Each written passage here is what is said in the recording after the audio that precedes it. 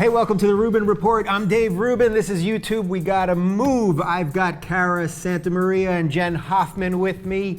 And it has been a week of scandals, and it's going to be probably a month of scandals and perhaps a year of scandals. There's so many to choose from between the AP, IRS, Benghazi. Everyone has a favorite. And Newt Gingrich, who no one listened to when he was running for president, said this week that the GOP may be overplaying their hand when it comes to all this scandal stuff, basically because people still seem to like Obama and Hillary Clinton more than the GOP themselves. So, ladies, do you have a favorite scandal, and which scandal could it possibly be? Cara, like you a first. Favorite current scandal? A favorite, not scandal. You know what? You can either, however you want to take that. I left it open-ended for you. Right. Well, I mean, it's such a weird question to ask, Dave. What's my your favorite scandal? It could be a personal scandal. Well, Oh God. If I'm going to look through the three choices that you just mentioned, the current three. Let's I go. think I don't want to say it's my favorite. That's a super weird way to say it, but I don't really think Benghazi. I'm still unsure as to whether or not that is a scandal at all. Okay. So obviously, the AP phone you're not hack. watching Fox News then. Right, exactly. If you're watching, that's the biggest scandal ever, but that's just basically like... It's bigger than Watergate. Exactly. They're making it huge because, you know, they're making their plan, so in 4 years they could say, oh my God, Hillary Clinton, she's so inappropriate and she sucks and she's a problem, and it's not even a thing. No one really cares. It's like a thing we don't know the truth about. Yeah, Right. and what you said, I mean, I think in some ways, and I think Newt is onto this, it's actually making them look bad. Right. You know what I mean? It's making the GOP look, this is why Obama's numbers haven't changed. His polling data hasn't changed at all, because I think people are still kind of unsure. And when they see the GOP like overblowing it and sort of the conservative media overblowing it, it's so obvious. Yeah. It's just too obvious to Okay, so everybody. Benghazi, we're throwing Benghazi out. Okay, that's number three. So then, out of Ranking them now. Yeah, Okay. we're Rank rank- scandal. Rank I think someone has to do it. We need an official order, otherwise people don't know What do what's you mean going by on. like favorite? You mean like what's the worst? What do you think? okay. What do you think is the Most most legit legitimate, out of these? Okay, the so worst forget Benghazi. Do you think AP or the IRS situation? The IRS seems to be the one that today people are really talking about a lot. But what do you think? I mean, I think from a personal perspective, obviously the AP phone hack is probably the scariest to a table of people who probably have worked in journalism before. Yeah. But the IRS, I think, scandal is probably the most obviously illegal. Yeah.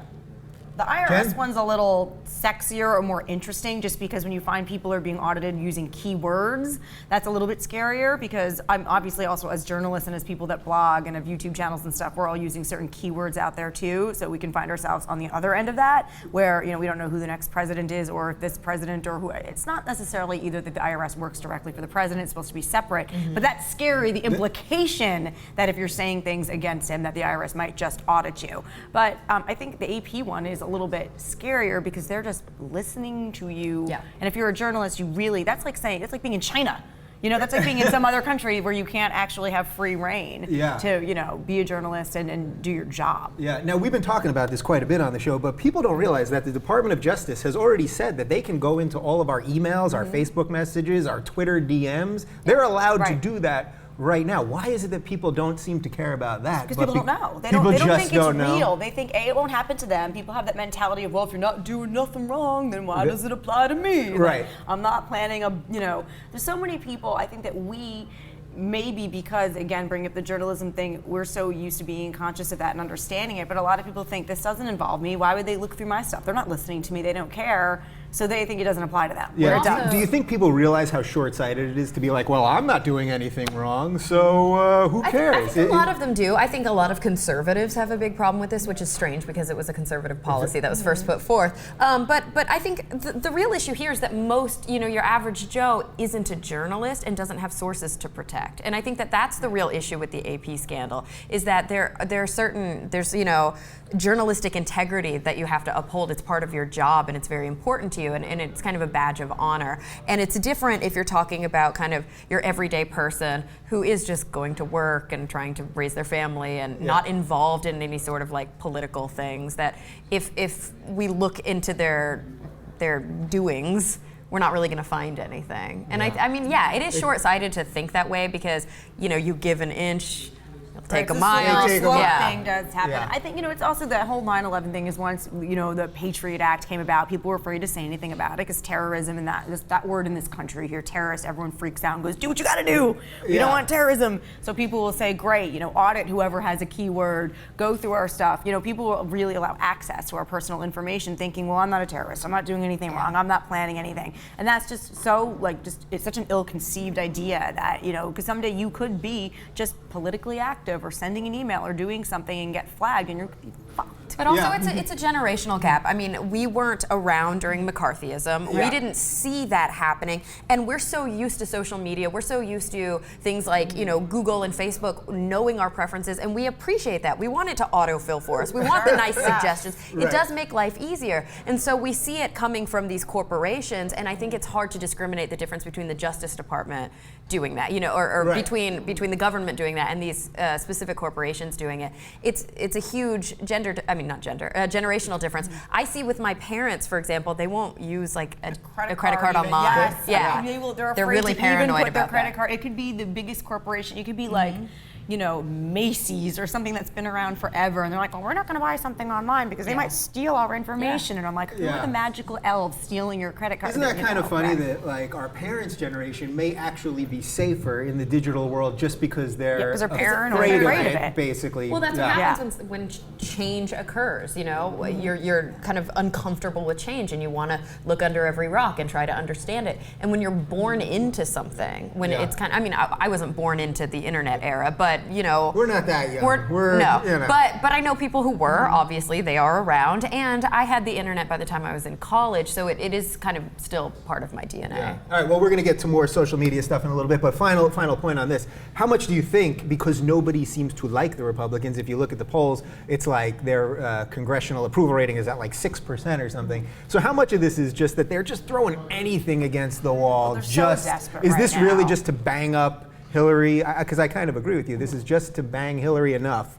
That sounded weird. She hasn't been banged. She hasn't banged.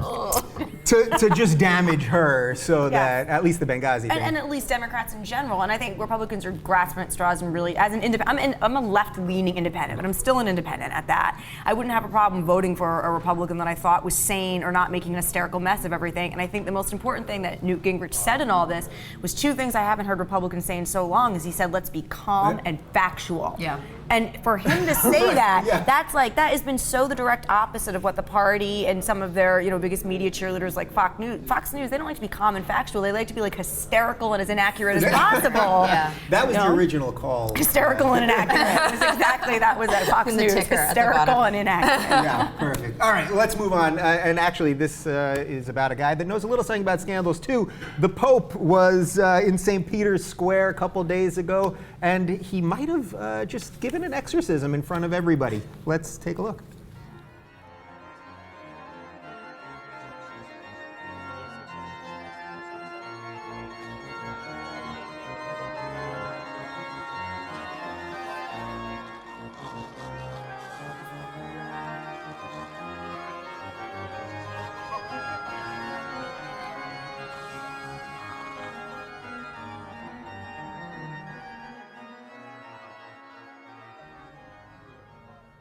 Okay, so it's a little unclear to me whether the music was actually playing at that moment or the YouTube. Count Dracula. That's really unclear to you. You think it was, which was it? All right, so there's so many ways we can go with this. So first off, because I know you're both exorcism specialists, would you say that was an exorcism, Jen? All the exorcisms I've had have been way wilder than that. No, I mean, you can't tell. I mean, look, this is the one thing I will say about faith healing type things. When you're a family and you have someone who's ill and you're desperate, sometimes a little faith can go a long way emotionally for you. So for me, it doesn't look like he did anything like violent, unacceptable, anything that was hurting this person. So to me, it's like I don't really give a shit if it's an exorcism, if it made the family feel a little bit better. Right. Now, Cara, I know you're not big on religion, to I'm- say the least. I'm not a believer. I'm an atheist. So for me, Yeah. I don't see the difference. It makes no if it was a difference. prayer or an exorcism, they're both equally stupid. That's what to I'm me. thinking too. That's the exact same thing to me. It's all the faith healing is all the same to me. Whether he was like, I bless you, my son, you're now absolved, you're going to get up and walk and run marathons, or he shook his head around and did an exorcism, it's the same thing to me. Yeah. Okay, so for someone It's though equally that crazy. for someone though that is an atheist, if what he did, even if it didn't have any tangible, like real spiritual thing going on, but if the person who was there, the handicapped person, was healed by it somehow, even if they just tricked themselves, does that seem like a good thing to you That then? didn't happen. That's not what happened. That's not what happened. That's not going to So happen. you don't think that person's going to be any better? If that person has like MS or cerebral palsy or some legitimate biological ailment that's putting them in that wheelchair, trust me, the Pope did not just heal him. That's not even like worth, I think, responding to. I just don't. That would be a miracle. You know what I mean? And miracles don't happen. Not in the spiritual sense. But like I said, I think that the idea of whether it's a prayer or an exorcism, it's all the same. And truth be told, in Catholic dogma, I mean, the Pope is a priest, right? Or he's a, what do you call him? A conduit who God speaks to him. They and all he's they all direct have the line. power to perform exorcisms. Yes. Right. And I think this Pope specifically has performed exorcisms before, so it's not really that surprising. Right. So why do you think the church, like immediately, they were like, no, it wasn't an exorcism, and why do they feel like bleeding followers, and the word exorcism is very intense, I think, first of all. And second of all, I think that I think there's a problem where a lot of people now will base, faith healing instead of getting medical treatment, like what you were saying. If he has cerebral palsy, if he has MS, if he's not seeking actual treatment or doesn't have the money or means to get that and is relying on the church to cure him, I think that could freak people out, because then people could attack the church saying you're replacing actual means and health and real, medical procedures with that. So I think that's why they back away. I also think they're trying to be more modern as a religion. I think this Pope is viewed as a more progressive, more modern Pope. And when you Don't think they say that about every Pope? Is Yeah, there ever that's a true. Pope that they're like, Every no, this guy's going back? this Every guy's Pope, they're But like, the truth is, rad. when we think of the word exorcism, we think of like the Middle Ages. Right, I just head don't spinning. think that it's good PR for them if they do come out and say this was a, on-the-fly exorcism that he just performed in public. We're going to talk a little bit more about religion later, but does this show you like why religion in the modern day sort of is just kind of bonkers? Because even something that they to the choir. Yeah, I guess I'm preaching to this preached already, I guess. But because that perhaps if they believe something good is about this, they can't even say it, and that's kind of bizarre, isn't it? I mean, I think if you do think something's great about it and they think this was a good thing for their church and this is something they do regularly, then stand up and say it. Be like, we're going to be doing exorcisms, y'all. Like, just come on down, come get it. I like how you got Southern y'all. I don't know Baptist why there. Southern Baptists and Catholics, which It's are also a so little unrelated. Pentecostal. It's a little Pentecostals are really Pentecostal. Oh, is that a little more? Because I think that's what I think of. I always think of those when they have the huge churches and people are coming up the steps and they're doing the faith healing Speaking in more. tongues and Exactly. stuff, So what is that then? That's okay, Pentecostal, so as generally speaking. right, no, but I mean, what is it actually like in the human? Is it this need to be connected to something so badly that even if it's not real? It's the same thing as hypnotism, which there is evidence to show that people can be hypnotized, but it's all about susceptibility. Yeah. It's all about wanting it bad enough and kind of finding yourself in that headspace. And so people who speak in tongues, I think they do truly believe that there's some sort of, I don't know if it's supposed to be positive or negative, but some sort of spirit running through them that is possessing them and allowing them to do that. Sure. We know objectively that that's not what's happening, but it's not like these people are always charlatans. I think a lot of them actually think that it's occurring. Sure. Right. Have you ever just been like really sick or something bad has happened and you found yourself being like, please God, da da da, even if you don't believe in God or you're not religious, you just, because I'm pretty much agnostic atheist. I walk that line. I have faith in something larger than me, but I certainly don't believe in God as is prescribed. He's not or any watching you, religion. judging you all the Certainly- time, and- certainly don't believe in any organized religion, nor do I think it's healthy for people. I think it's a correction, almost like a mental illness, blah, blah, blah. Anyway, that's a How do whole you other really thing. feel? We'll get back to that later. Yeah, we will get back to that later. But that being said, I do think that sometimes when you're just in need and weak, and I hate to say that because people are going to go, no, religion makes me strong, but a lot of the time it is when you need faith, whether it's a specific religion or whether it's just some sort of universe, please help me, you'll find yourself just going, oh, please let this happen or please protect me. And I think that's when you get the most desperate people, because if you're the person in a wheelchair not walking, that's when you're going to be looking towards a faith healing or an exorcism, because you're desperate and you're sad and you're hurting and you're in pain, and so is your family. I think that's common. I mean, I don't think that personally applies to me because atheism is a big part of of my kind of cultural identity. So, when they say there are no atheists in foxholes, like, trust me, I'd be an atheist in a foxhole, like that. So you'd still hold on to it at that. Oh at yeah, that last I've never moment. asked God. Like since I left the church, I've never asked God for anything. I've never kind of found myself on my knees. That's not to say I wouldn't if for some reason there was real evidence to, but that's not going to happen. But you're right. I do think that it's the same. It's this, whether it's religious or whether it's kind of last ditch kind of medical, not legitimate medicine, alternative there are, and sometimes these are very negative because there are people who will take advantage of people when they're very sick and very weak. But when all of your options are extinguished, it can have something of a placebo effect. Yeah. Well, to put a cap on this, most of the things I learned about religion and God and science was from watching the movie Contact after eating pop brownies. So, okay. Let's move on to something that actually is a real empirical thing happening right now. There is a new disorder. It is called SMAD, Social Media Anxiety Disorder, and I'm 99% sure that I suffer from this. This is the endless condition where we find ourselves having to tweet and Instagram all our food and constantly be locked into this digital world. And they're actually starting to prescribe this to people and say that this is a real medical disorder. Do you suffer from this, Jen? First of all, I'm like tripping out right now that I'm not tweeting. That you're not. Yeah, thank you for not Instagramming this. This isn't happening as it is. First of all, anytime any new thing happens, anytime culture shifts, anytime something happens, they of course have to associate a disorder with it.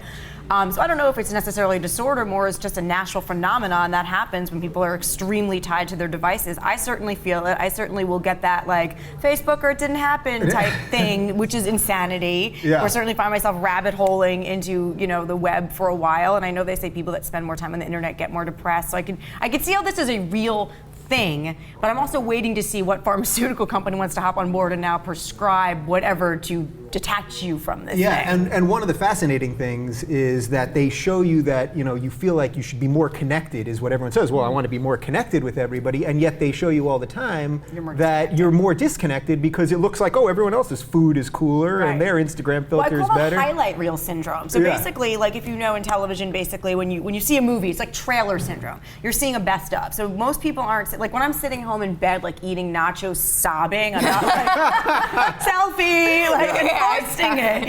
Instead, it's like the one time you finally get out of the house and wear makeup. And, I gotta take a picture. That's a good idea. The depressed Instagrammer. That's actually pretty good. Everything's just a bummer. I guess I have to kind of go against a little bit of what you guys are saying here, just from.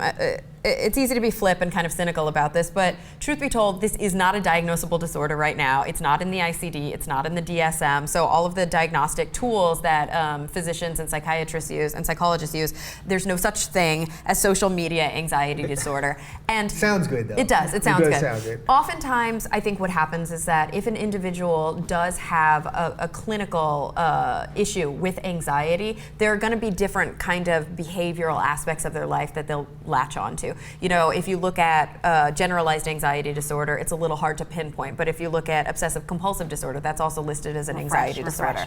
And really what it is that there's an anxiety welling up, and that helps you kind of keep it in check periodically. And so it could be that there are people who already possess a deep anxiety, and the social media kind of addiction feeds to that. I think that there's also, like you said, a shift in culture, and we are connected to our technology now. And yes, it might make me nervous if I forget my phone and I leave it at home for 6 hours, but is that because I'm afraid I'm going to miss that email from work that's really important? Isn't it the same thing as feeling nervous that like you don't have your house keys handy, or for whatever reason? I mean, I think that there is a legitimate side to this, and it's easy for us to kind of, like I said, be cynical about it, but being disconnected from your social media can actually have adverse effects on your work and your social life. Some people, this is their form of socialization. And I don't see that as being potentially negative. I just see it as being, part of the world we live in now. Do you guys think that part of this is that we got all this stuff at once? Like this is all new in the last 10 years. We got all of it.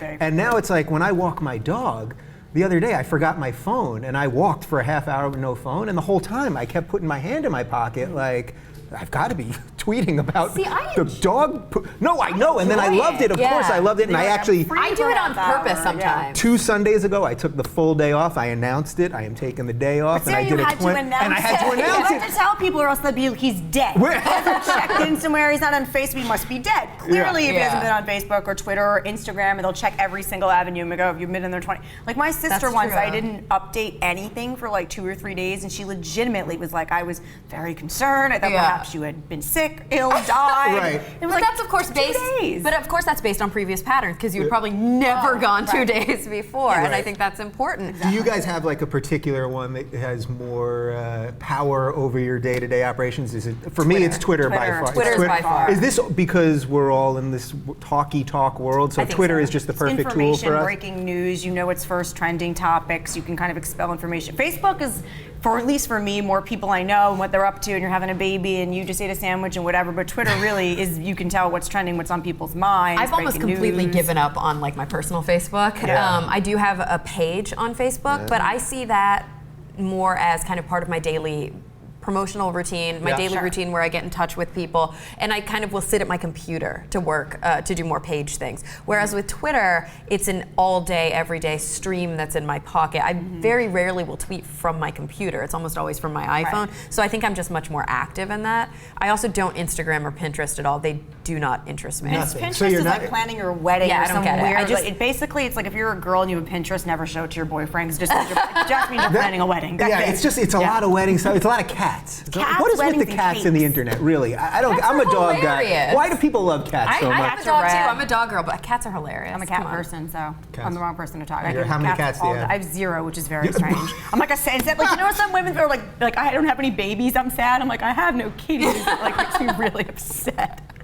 How many cats do you have? None. I'm a cat person. Okay, Totally. there you go. Cat lady. Crazy cat lady with no With cats. which makes me imaginary cats. extra Yeah. crazy. Yeah, in my head, I have 19. Wow, that's funny. All right, let's move on. We're going to keep this science situation going. I definitely had the right panelists for this one. There is a new trend in parenting, which is they are teaching science and rational thought instead of religion. Crazy. I'm like, I'll let you lose your mind first on this. All right, Cara, I'm going to start with you on this one. To me, this seems like a very evolved way of thinking, and you're giving sort of a decent, honest set of rules to go out into the world with. I think you're going to agree with that. Is this how you were brought up? Because you are. It's not. I was raised Mormon. You're a Mormon. I was raised Mormon, and half my family's still Mormon. Highly functioning. Highly functioning Mormon. I left the church at 14. Yeah. I know a fair amount of ex-Mormons who did something similar. Also, like I said, probably more than half of my family is still in the church. I have friends who were raised with no religion in the household and that are atheists now. I have friends who were raised with no religion that found religion later. I think that it's really anybody's journey. What does frustrate me a little bit is when I tell people that I was raised Mormon, they go, "Oh, that's why you're an atheist." And it's like, no, that's not why I'm an atheist. I mean, I think everybody's story contributes to this really multifaceted kind of, woven picture of why they believe what they believe or have lack of belief. I personally think that raising children, I don't like the headline to believe in science. It's not a Because it's not belief. science. Yeah, it's not a like when belief people go, like "Oh, you believe in Santa evolution." Claus. Yeah, and that's something I would have to back when I was teaching biology and teaching psychology. That's something I had to fight against a lot. That it's not a belief structure. It's a method. But I personally think that not believing in God is the default position. Children are indoctrinated to have religious ideas. Right. If you didn't teach them religion, they wouldn't naturally be religious. They will have had to find religion. Right. Children naturally ask questions. They're naturally curious. They ask why. They go through that why phase. Why is this? Why is the sky blue? Why is this happening? So then the adults around them and the authorities are the people that give them that information. They're the ones that choose to say the sky is blue because of, refractory, this and that, or they get to say because God made it that way and simplify things for And children. oftentimes that's easier for the mom parent, and dad. exactly. Yeah. They don't know the real answer. Mom and dad aren't necessarily educated and don't know the answer, or they are educated and they're just busy. So they're just like, because it is that way. And what scares me is that the headline is that this is now a trend, that science is being taught. I mean, it's like, mind This should have been a trend in like weird. 18. It's not a trend, it's just the way Right. things should be. Yeah, exactly. Even if you are religious and you raise your child in a church, you should still be, kind of fostering scientific curiosity in your blows my mind. child. I mean, I went to church. I grew up in basically it was Methodist and Presbyterian. You kind of bounced back and forth. So in Christian, Sunday school, certainly learned all about, that form of it. But in my school that I went to, we learned science and we learned math, and they did not tell us that it was because of God. We learned evolution, and even in my church, they left it open to interpretation. They were like, there's a bit of science in this world and a little bit of faith. And it was such a combination. And I feel like that was so much more appropriate for a child than to tell a child to be less curious about facts. Right. So as two people that grew up with some sort of religious background, in a way, you have to kind of give it credit for to forming your thoughts now, right? Even if you would prefer that every child be brought up with sure. I am who I am because of all of my experience. Yeah. And everyone is. Everyone is. I can't say that I would be better or worse if I hadn't been raised Mormon. I think I have a perspective that a lot of people don't have. I'll tell you, I probably enjoyed the Book of Mormon. The play, the musical, a little more than most. Yeah, I got a lot of inside jokes. And So it's at very least there's critically that. acclaimed, yeah. At least there's that. No, I mean, yeah, everybody is who they are because of their vast experiences. But I personally, if I decided to have children, would definitely raise them to be curious scientific thinkers, and I would want them to be able to explore all these different aspects on their own. I would want them to be able to come to their own conclusions based on available evidence, but not based on indoctrination. And I think that's the important distinction there. Yeah. Jen, how would you feel if you brought your child up in this scientific learning I'd be space, but then they became religious? Well, look, I feel like that's part of the problem here. First of all, kids are going to explore and choose whatever they want. I was very grateful that my parents let me. I went to temple. I went to Mormon church with people. I went to everything. I've been to a mosque when I was a child. My parents let me go wherever. I went to Catholic school classes with my friend out of curiosity, and my parents were cool with that. And my parents were kind of conservative and not necessarily either Republican. You wouldn't necessarily consider them progressive, but in terms of that, they really allowed me to explore. So I feel like that allows a child to make decisions. So if my child came to me, because I fully plan on raising my child in science and math, we're so behind as a country. By the way, just to interject that, in a country that falls so far behind in science and math, for it to be a problem or a new trend for us to be teaching science and math, that's the craziest part. If we want to be competitive and we're losing our jobs to people overseas, and Obama, you're putting people in China, and people are losing their minds that when you call, a call center for tech help, that you're getting somebody in Indonesia or India or something. Well, then teach your kids fucking science in America, and don't teach them that God is the one who's going to fix your iPhone. The only reason I'm not getting as worked up as you are right now is because I literally say this every day. Yeah. You know what I mean? Anybody who actually like follows some of the work that I've done before, because that's what I do. I'm a science communicator. That's my background. The whole thing is about we need to think more scientifically. We need more evidence-based thinking, more critical thinking. And the beauty of this is that all the religious nutjobs who don't agree with you guys on this are going to be yelling at us in the comments section. I know. Death threats. I give death I threats get them horrific, all the time. All the time. They're doing it for religion. We're used to it. Yes. For religion. Yeah. All right, let's move from religion to porn, because it is a fine line between the two. So lately, banks have been pulling back funding from porn companies. So JP Morgan Chase is now involved in a lawsuit with MRG Entertainment, which is a porn company. They don't want to back porn anymore because of, quote, moral reasons. Now, I'm pretty sure that everyone watches porn. I've done a little research on this. And yeah, everyone watches porn. Most people don't have a problem with it. But there still seems to be this morality attached to it, which I really just don't understand anymore, because porn has become so mainstream. So is this just like old school ridiculousness? I mean, in the thinking from the bank. I don't want to say I understand both sides, because I really don't understand where the banks are coming from. I think the only real valid argument the banks could make, if I'm going to play devil's advocate, is that so many banks have recently come under fire for doing kind of bad trading. And for doing things that are unethical, for funding somebody who doesn't necessarily have the means to pay back the loan, or something. And not just there's the mortgage crisis with the housing bubble, but also some offshore kind of involvement. Hilarious. So they can do sort of financially irresponsible and immoral things, exactly. But when it comes to sex, to me that's much more unethical. And I would see if there was a heightened fear about record keeping or whatever that might play into it. But that's not why they're not doing this. They're not doing this because they're saying that there's some sort of bullshit morality clause, and it's probably just one guy who doesn't feel comfortable. The president of that specific branch And he's doesn't the guy feel watching the comfortable. weirdest porn at home, too, by the way. He's the course. guy who's looking up like snuff, monkey, donkey porn, like acid trip, like that's what he's watching at home. And then he's Snuff, like, monkey, donkey. I can't fund this because I'm creepy And it's I don't one want to thing know. if you Yeah. don't want to be involved financially and legally, if you don't want to be tied to a company that is doing things that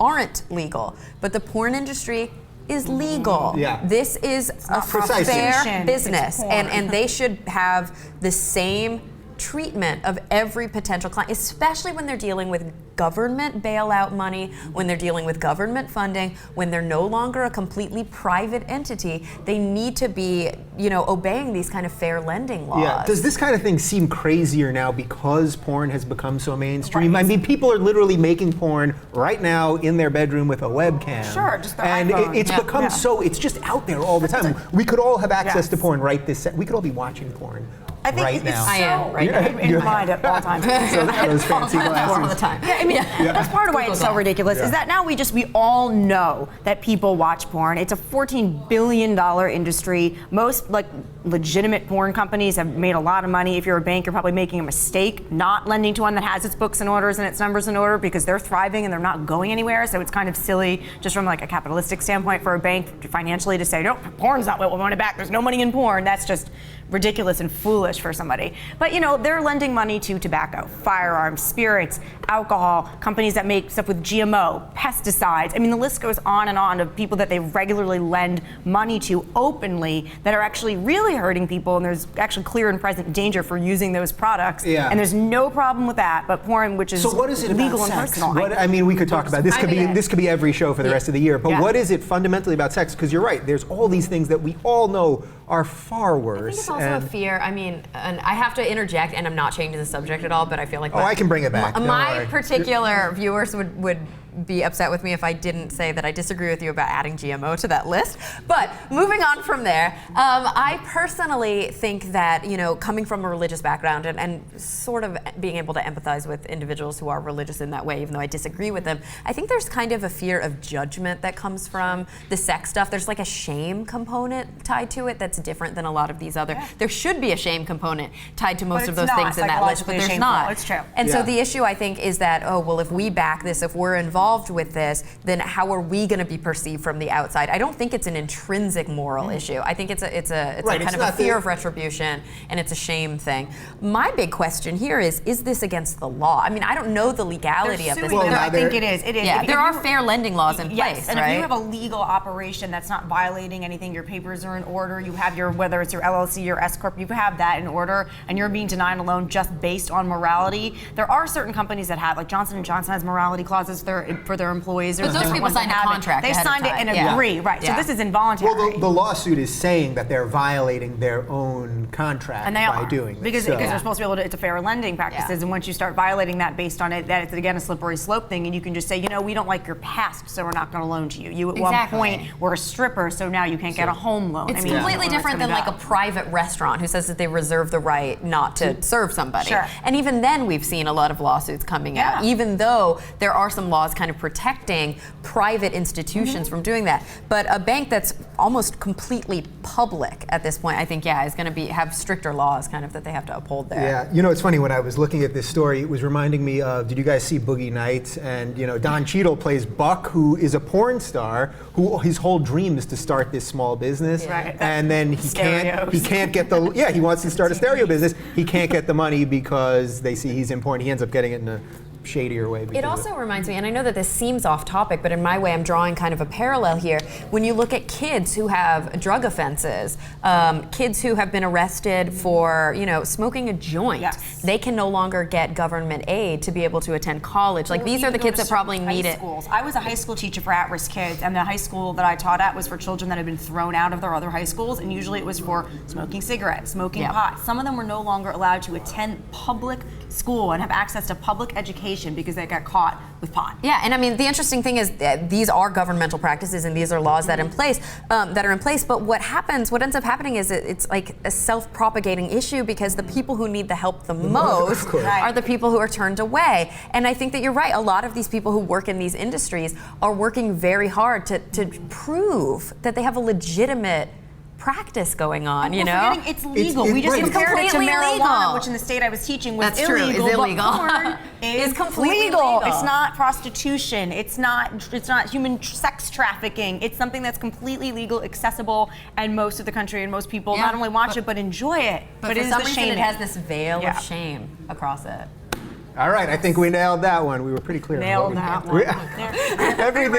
Anything you do about porn and sex is always a pun. All right, let's move from porn to STDs because some people have sex with other people, not just with themselves. I love this.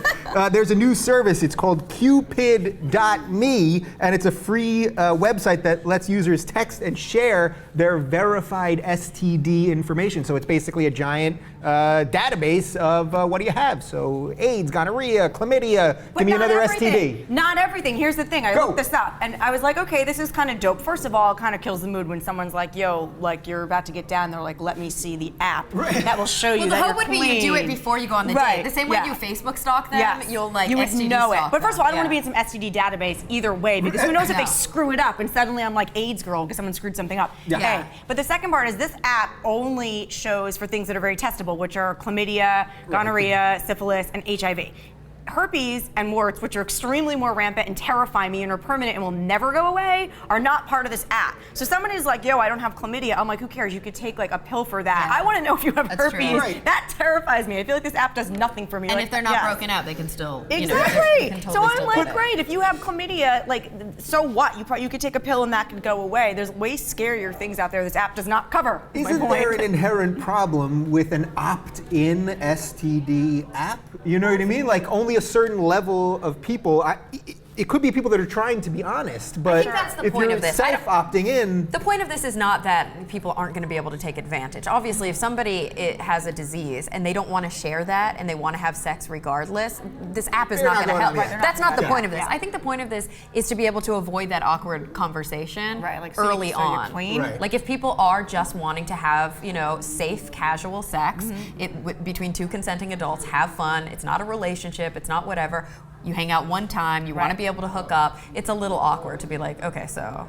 Let me see your stats. Yeah. Well, I think that was the point I made in a terrible way. Was I was trying to say is generally and hopefully, if it's somebody that you're having a one-time casual sexual experience with, you're going to use a condom, whether you're trying to prevent disease or pregnancy or whatever. I'm not judging people that do versus don't. Choose whatever you'd like.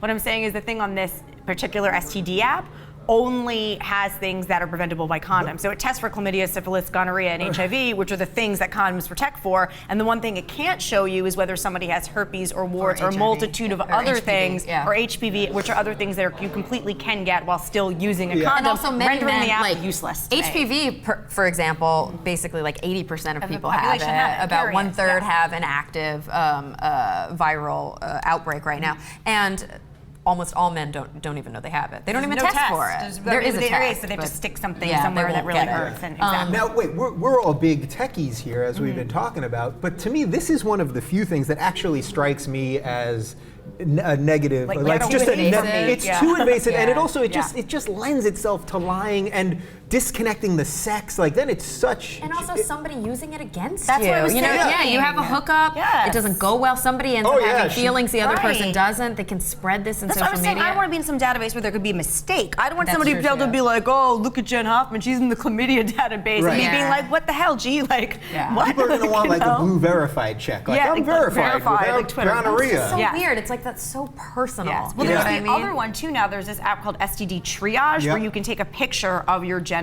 if you think you have herpes or warts or something, and then Oh, you and can it goes- you send it to them, and then somebody will diagnose you, which is strange to diagnose somebody through an iPhone and through a But photo. I think that that's actually a really, really good. Yeah, that advancement. actually- I think so that every it now can and help again- people who Who's can't. emailing pictures of their cooter through the internet? Like, might have herpes. Send. Well, let's say that you're Well, a Anthony very, Weiner, for one. very. By the way, that's my favorite scandal, Wienergate. Wienergate, Call yeah, back to that's that. We're bringing it all Favorite around. scandal. But let's say you're a very, very poor person who thinks that they were recently exposed, Yeah. who's really scared, not able to get through the day. Obviously, there are free clinics around, but let's say you don't have transportation. There are many reasons why somebody might not be able the Planned to. Parenthoods, whatever, right? Exactly. Yes. And so I think that is actually just another kind of option for individuals. It's helpful. It just scares me that people may think I don't know who's on the other end of it, Right. and they didn't make it very clear who's diagnosing it. So somebody who may be carrying something, they could say, oh no, that just looks like, you got a bad bikini wax. And they're like, I'm cool. But Yeah, meanwhile, the they're hope would be carrying that herpes. almost every time it would say something like, that's something you should be concerned checked about, out. follow Right. up. But Clearly, the theme of the show has been sort of a distrust of people and government, and a trust for science and rational thought, and own your own body. All right, I'm going to let you two. This was the fastest show I think that we ever did here. I'm going to let you guys pimp yourselves out. You can talk directly to camera number 3. me first? Cara Santamaria. Okay, well, I'm one of the newest members of the Young Turks, so see me on the Young Turks more often, on the main show, on The Point, on lots of the side shows. I also recently, oh gosh, there's so much. Okay. Quick, this is the internet. I know, You I'm got 10 sorry. seconds. I'm sorry. Just check out my website, carasantamaria.com, or Twitter @carasantamaria, and you'll see everything there. Hello. Big ol' swirl head at the camera. Here's where you can find me. I'm just kidding. So yeah, basically the easiest way to find me is on Twitter, which is just @Jenn Hoffman, JENNHOFFMAN, or my website and my blog and my About Me and my whole spiel and links to other stuff is on jennhoffman.com. There you go. And you guys know you can find me @Rubin Report on Twitter. I thank you guys for watching, and we'll do this again next week.